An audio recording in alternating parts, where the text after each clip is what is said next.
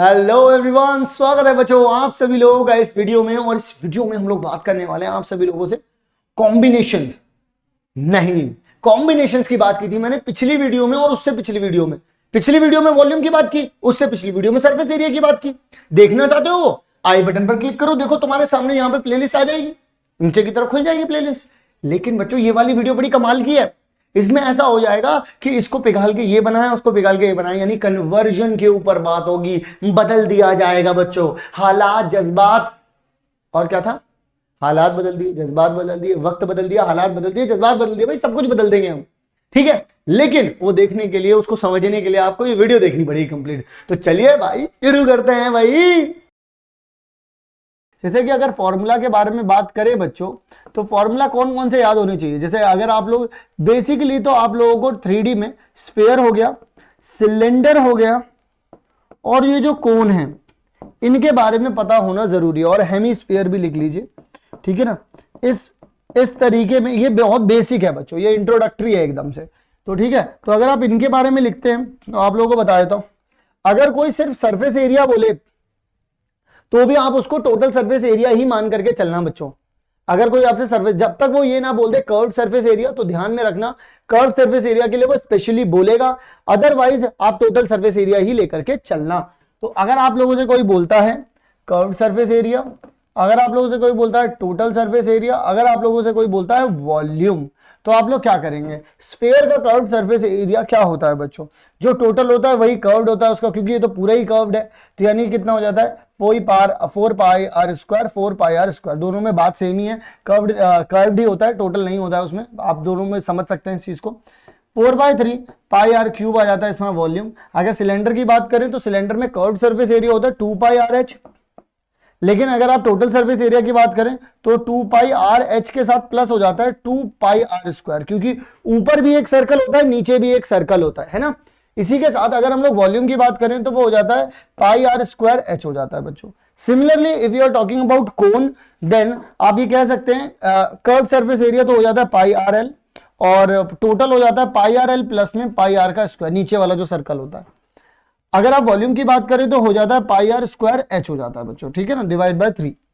Similarly hemisphere की बात करें तो कर्व सरफेस एरिया रहेगा आपके पास 2 पाई आर स्क्वायर, लेकिन अगर आप टोटल की बात करेंगे तो हो जाएगा 3 पाई आर स्क्वायर।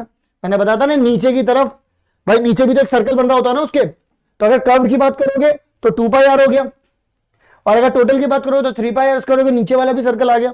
और वॉल्यूम की बात करोगे बच्चों तो वॉल्यूम हो जाएगा आपके पास 2/3 पाई आर क्यूब। इस तरीके से चलेगा। तो फॉर्मूलाज देखने के बाद आप सभी लोगों को फॉर्मूले तो रिवाइन हो गए होंगे, लेकिन बच्चों अब यहां पर जो हम लोग बात करने वाले हैं वो बेसिकली जो बात होने वाली है वो होने वाली है गर्मा गर्म सवाल के बारे में, जो कि 2020 में आप लोगों से पूछा गया है।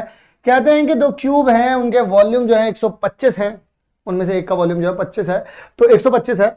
तो आपसे पूछ रहे हैं कि वो एंड टू एंड से जोड़ दिए गए, मतलब जोड़ दिए गए ऐसे ऐसे। फिर बोल रहे find the surface area of the resulting cuboid.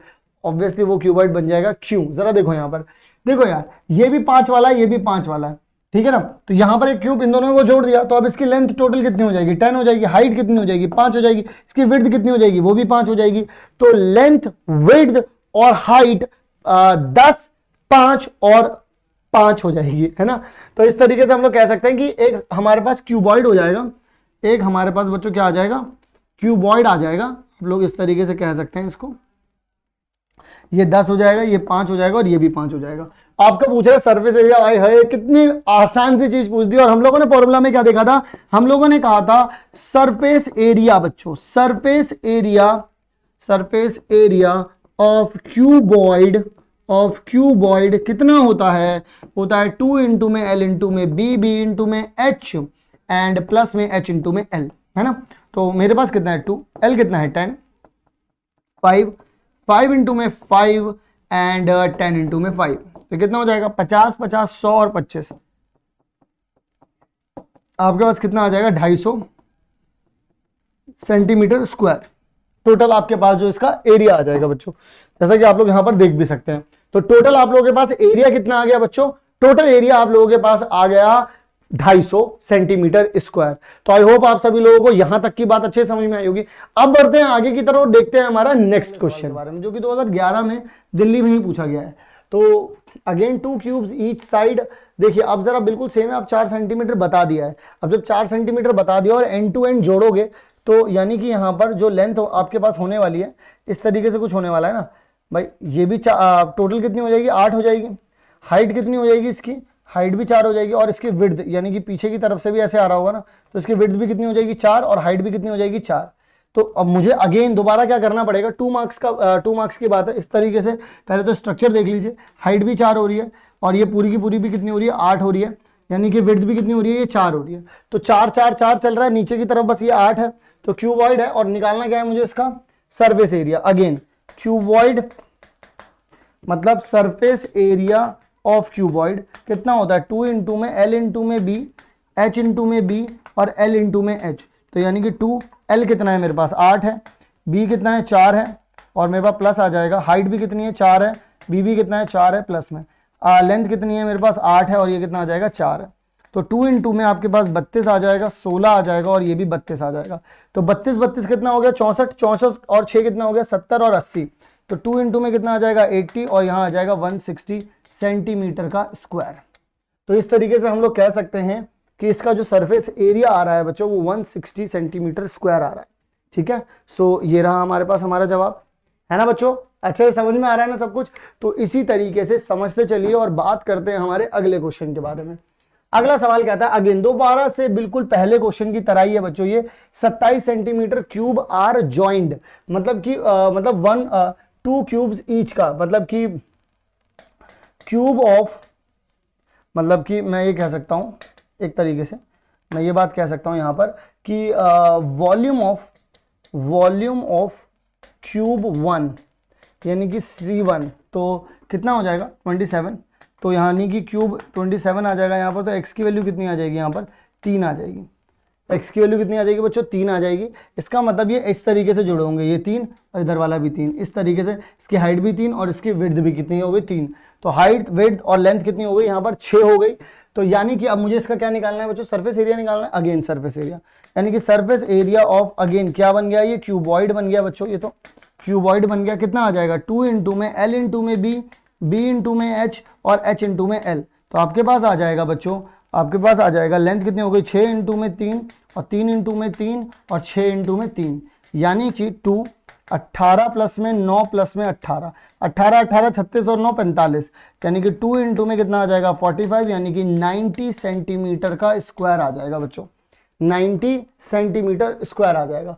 तो आप लोगों के पास कितना हो जाएगा 90 सेंटीमीटर का स्क्वायर। इस तरीके से आप लोग यहां से इसका जवाब निकाल सकते हैं बच्चों। ओके, चलिए जी बात करते हैं हमारे अगले क्वेश्चन के बारे में। कहते हैं कि a cone of height 20 centimetre and radius of base 5 centimetre is made up to moulding clay. ठीक है जी, सो इस तरीके से कुछ ऐसा आ गया। हाइट जो है बच्चों वो आपके पास आ गई है 20 और इसका जो यहाँ पर रेडियस आ रहा है वो आ रहा है 5 सेंटीमीटर, ये आ रहा है 20 सेंटीमीटर। और moulding a child reshape it in the form of sphere. इसको दोबारा से ऐसे करा उसने और स्फीयर में बना दिया। Find the diameter of sphere, find the diameter of sphere. अब डायमीटर बताइए किसका, स्फीयर का। तो मैं अब इसको क्या बना दिया, स्फीयर बना दिया। तो मैं कह रहा हूं कि स्फीयर का डायमीटर पता करना है, यानी कि वॉल्यूम तो दोनों का ही सेम रहना है। तो अगर मैं स्फीयर की बात करूं तो वहां पर मैं रेडियस को ले लेता हूं कैपिटल R। तो रेडियस वहां पर वॉल्यूम कितना होता है 4/3 पाई R का क्यूब। यहां पर वॉल्यूम कितना हो जाएगा 1/3 पाई R का स्क्वायर। R स्क्वायर कितना हो जाएगा, R का स्क्वायर हो जाएगा 5 इंटू में 5 और हाइट का स्क्वायर, हाइट यानी कि यहाँ पे लिख दूंगा मैं 20। अब आप लोग यहाँ पर ध्यान से देखिएगा, 3 से 3 कैंसिल आउट हो गया यहाँ पर, पाई से पाई कैंसिल आउट हो गया यहाँ पर, 4 से अगर मैंने इसको कैंसिल किया तो यहाँ 5 आ जाएगा, यहाँ 5 का क्यूब आ गया, यहाँ कितना है कैपिटल R का क्यूब है, यानी कि R कितना आ जाएगा 5 आ जाएगा। यानी कि जो स्फीयर बन रहा होगा उसका रेडियस कितना आ जाएगा, radius of sphere, radius of sphere आ जाएगा बच्चों 5। तो इस तरीके से हम लोग इसका स्फीयर का जो रेडियस है वो निकाल सकते हैं यहां से। ठीक है जी, चलिए बात करते हैं हमारे अगले क्वेश्चन के बारे में। कितना आ जाएगा बच्चों रेडियस, कितना आ रहा है रेडियस, अच्छा डायमीटर पूछा है क्या, डायमीटर। तो डायमीटर कितना होता है बच्चों 2R होता है डायमीटर, तो वो 10 आ जाएगा। ठीक है ना, सॉरी मैंने देखा नहीं था। ठीक है, चलिए जरा यहाँ पर, तो the dimension of metallic cuboid are this. उसे मेल्ट किया, रिकास्ट करके क्यूब बना रहे हैं और उस क्यूब का सरफेस एरिया बताना है। तो एक बात बताओ, तो क्यूब का जो क्यूब बना रहे हो उसका वॉल्यूम तो सेम ही रहने वाला है, तो इसका मतलब मैं बोल सकता हूं बच्चों कि volume of cuboid is equals to में वॉल्यूम ऑफ क्यूब आएगा। ये बात तो मैं कह सकता हूं ना बच्चों। अगर बच्चों मैं ये बात कह सकता हूं तो इसका मतलब तो ये हो गया वॉल्यूम ऑफ क्यूबॉइड कैसे आएगा, 100 इंटू में 80 इंटू में 64, और क्यूब कैसे निकलेगा, एक किसी एक साइड का क्यूब हो रहा होगा, है ना, तो वो मुझे निकालनी है। किस तरीके से निकलेगी जरा ध्यान से देखिएगा। तो मुझे यहां पर देखना होगा कि मैं इसको किस तरीके से सॉल्व कर सकता हूं। अगर आप सभी लोग एक बात को ध्यान से समझेंगे तो यहां पर अगर आप लोग देखेंगे 100 लिखा हुआ है, इसके साथ ये क्या लिखा हुआ है बच्चों, 8 इंटू में कितना लिखा हुआ है, 10। ये देखो 64 किसका स्क्वायर होता है, 8 इंटू 8 का होता है बच्चों। तो देखो ये कितना लिखा हुआ है, 10 इंटू में 10, ये एक और 10 लिखा हुआ है तो एक और 10 आ गया, और 8 इंटू में 8, और ये कितना दे रखा है, x का क्यूब। यानी कि ये क्या लिखा हुआ है, 10 का क्यूब इंटू में 8 का क्यूब इक्वल टू में x का क्यूब। यानी कि बच्चों डायरेक्टली बोल सकता हूं कि x की वैल्यू कितनी आ गई, पावर हट जाएंगी, 8 बचेगा और 10 बचेगा, यानी कि x इज इक्वल टू में कितना आ जाएगा, 80 सेंटीमीटर। जो क्यूब आया है मेरे पास, अब जो वो क्यूब आया है उसका जो एक साइड है बच्चों, उसकी लेंथ बच्चों कितनी आ गई, 80 सेंटीमीटर। अब इसी के साथ मैं कह सकता हूं, क्या कह सकता हूं, सरफेस एरिया ऑफ क्यूब। मैं क्या कह सकता हूं, सरफेस एरिया ऑफ क्यूब कितना हो जाएगा मेरे पास, 6 इंटू में a का स्क्वायर। तो a कितना आया, मतलब x कह सकते हो यहां पर, अब मैंने क्योंकि x से ही लिखा है तो x कह लो, 6 इंटू में आपके पास आ जाएगा 80 का स्क्वायर। तो 6 इंटू में कितना आ जाएगा, 6400 आ जाएगा यहाँ पर, और 6 से मल्टीप्लाई करेंगे इसको तो कितना आ जाएगा बच्चों, 0042 यहाँ चला जाएगा तो आपके पास 38 आ गया। तो इस तरीके से आप लोग इसे कैलकुलेट कर सकते हैं। सरफेस एरिया सेंटीमीटर स्क्वायर आ गया आप लोगों के पास। यहाँ पर कितना था, x था, और ये इस तरीके से दे रखा था, ठीक है जी। सो यहाँ पर आप लोगों के पास कितना आ गया, 38,400। सो लेट्स डू दिस, ठीक है, 38,400। तो इस तरीके से हमारे पास यहाँ पर सवाल खत्म हो चुके हैं।